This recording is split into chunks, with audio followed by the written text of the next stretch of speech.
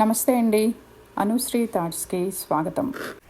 చండీ హోమం అతి శక్తివంతమైన తేజోవంతమైన హోమాలలో ఒకటి.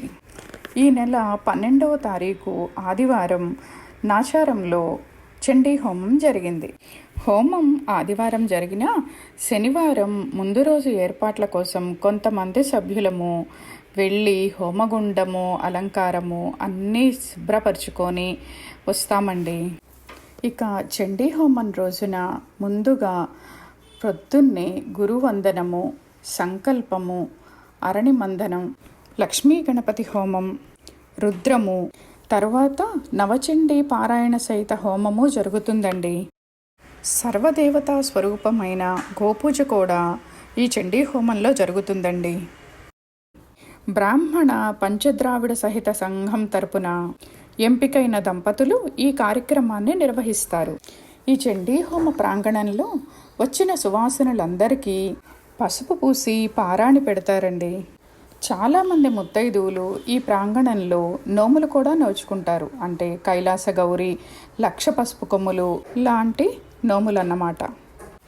ఇక చండీ హోమ కార్యక్రమంలో భాగంగా వటువుకు, బాలకు, సువాసనకి పూజ చేస్తారండి. బ్రాహ్మణ సభ్యులు, భక్తులు తీసుకొచ్చిన పూజాధికాలన్నీ కూడా చండీ హోమంలో ఉపయోగిస్తారు. అమ్మవారికి చాలామంది హోమంలో వేయడానికి చీర, సారె కూడా తీసుకువస్తారండి. అమ్మవారికి నివేదనలో భాగంగా ముత్తైదువులు అమ్మవారికి విడిగా నివేదన మడితో మడివంట చేస్తారు. ఇక అమ్మవారికి పూర్ణాహుతి అయిన తర్వాత నివేదన తర్వాత పంచహారతులు, షోడశోపచారాలు కావించి అన్న సంతర్పణ అంటే భోజనాలు పెడతారన్నమాట. చండీ హోమం చూడటానికి కన్నుల పండగగాను, చండీ పారాయణం వినటానికి శ్రావ్యంగాను ఎంతో బాగుంటుంది. మనసుని పులకింపచేస్తుంది. ఈ చండీ హోమం కంచి కామకోటి పీఠం శ్రీ శ్రీ శ్రీ శంకర విజయేంద్ర సరస్వతీ స్వామి మరియు శ్రీ శ్రీ శ్రీ సత్య చంద్రశేఖర సరస్వతీ స్వామి వారి ఆశీపూర్వక ఆదేశానుసారం జరుగుతుంది.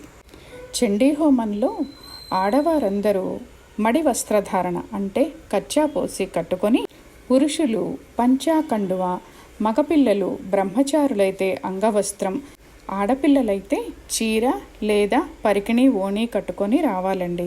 తప్పనిసరి. మన సాంప్రదాయం, మన వస్త్రం, మన వస్త్రధారణ. చండీ హోమాన్ని చూసి, పూర్ణాహుతి చూసి తరించండి. ఆ జగన్మాత కృపా కటాక్షాలకు పాత్రులు కండి. ఉంటానండి. ఛానల్ నచ్చితే లైక్ చేయండి, సబ్స్క్రైబ్ చేయండి. Thank you.